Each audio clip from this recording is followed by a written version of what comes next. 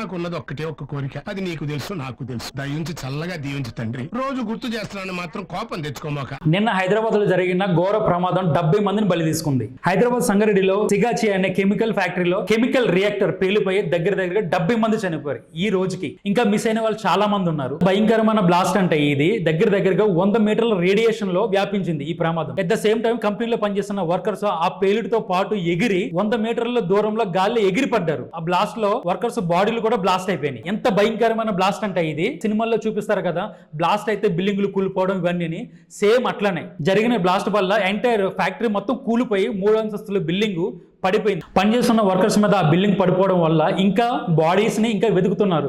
Still searching. 70 మంది చనిపోవడమే కాకుండా ఇంకా చాలా మంది తీవ్రంగా కాలిపోయారు. కాలిపోయిన వారిని హాస్పిటల్లో ట్రీట్మెంట్ జరుగుతుంది. స్టిల్ ఇంకా చాలా మంది మిస్ అయిన వాళ్ళు చాలా మంది ఉన్నారు. స్టిల్ ఇన్వెస్టిగేషన్ జరుగుతుంది ఫర్ బాడీస్. సిగాచి అనే కెమికల్ కంపెనీ మైక్రో క్రిస్టలైన్ సెల్యులస్, ఇది ఎంత పెద్ద కంపెనీ అంటే ప్రపంచానికే ఎక్స్పోర్ట్ చేస్తుంది ఇది. అంతేకాదు ఈ బ్లాస్ట్ వల్ల చుట్టుపక్కల కూడా చాలా మంది గాయపడ్డారు. ఈ పేలుడికి కారణాలు ఏంటో తెలియవు. స్టిల్ ఇన్వెస్టిగేషన్ అయితే జరుగుతుంది. కానీ కంపెనీలో పనిచేసిన వర్కర్స్ చాలా మంది ఏమంటున్నారంటే ఇది ఖచ్చితంగా 100% అందరికీ తెలుసు, కంపెనీ యాజమాన్య నిర్లక్ష్యం మాత్రమే అనేసి 100% చెప్తున్నారు వాళ్ళు.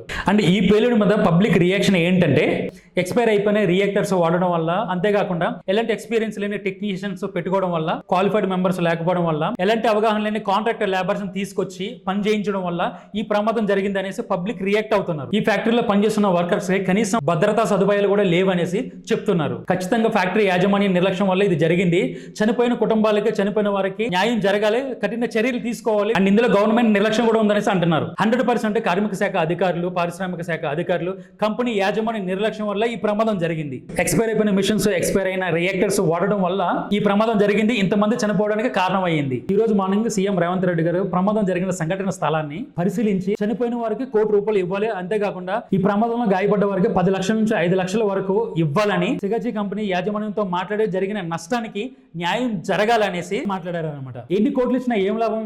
పోయిన ప్రాణాలను అయితే తిరిగి తీసుకురాలేం కదా. జరిగిన ప్రమాదం చిన్నది కాదు, దీని వెనక చాలా మంది హస్తం ఉంటుంది. ఇది కంప్లీట్లీ యాజమాన్యం నిర్లక్ష్యం మాత్రమే. పనిచేసే వర్కర్స్ కి కఠినమైన భద్రతా సదుపాయాలు ఈ ప్రభుత్వాలు కానీ, కంపెనీ యాజమాన్యం కానీ తీసుకోవాలి. వాళ్ళ ప్రాణానికి ఏ హాని లేకుండా కాపాడవలసిన బాధ్యత కంపెనీ యాజమాన్యానికి ఉంది. ఇలాంటి వర్కర్స్ వల్ల ఈ ప్రభుత్వాలకి ఇన్ని కోట్ల ఆదాయం, పన్నులు, ట్యాక్సులు. ఇప్పుడు వాళ్ళే లేకపోతే వాళ్ళ ప్రాణాలు ఇంత నెగ్లిజెన్సీయా? పనిచేసే వర్కర్స్ లేకపోతే ఒక మనిషి పొద్దున లేచిన దగ్గర నుంచి పడుకునేంత వరకు తినే తిండి, వాడుకునే వస్తువులు ఏమి దొరకవు. లిటరల్లీ మనుషులు అడుక్కు తినాలి, ఇంక్లూడింగ్ గవర్నమెంట్ కూడా. సో ప్రభుత్వాలు ఇవన్నీ దృష్టిలో ఉంచుకొని ఇలాంటి ప్రమాదాలు ఇంకెప్పుడు జరగకూడదు. నాట్ ఓన్లీ తెలంగాణ, ఇండియాలో ఇలాంటి కెమికల్ ఫ్యాక్టరీలకి కఠినమైన భద్రతా సదుపాయాలు తీసుకోవాలి. ఎక్స్పైర్ అయిన మిషన్స్ కనుక ఉంటే at the same time on the spot లో వాటిని రీప్లేస్ చేయాలి. అప్పుడు ఇలాంటి ప్రమాదాల నుంచి బయటపడే అవకాశాలు ఉంటాయి. ఇప్పటికైనా ప్రభుత్వాలు కానీ, ఫ్యాక్టరీ యాజమాన్యం కానీ పనిచేసే వర్కర్ ప్రాణాల విలువ తెలుసుకోవాలి.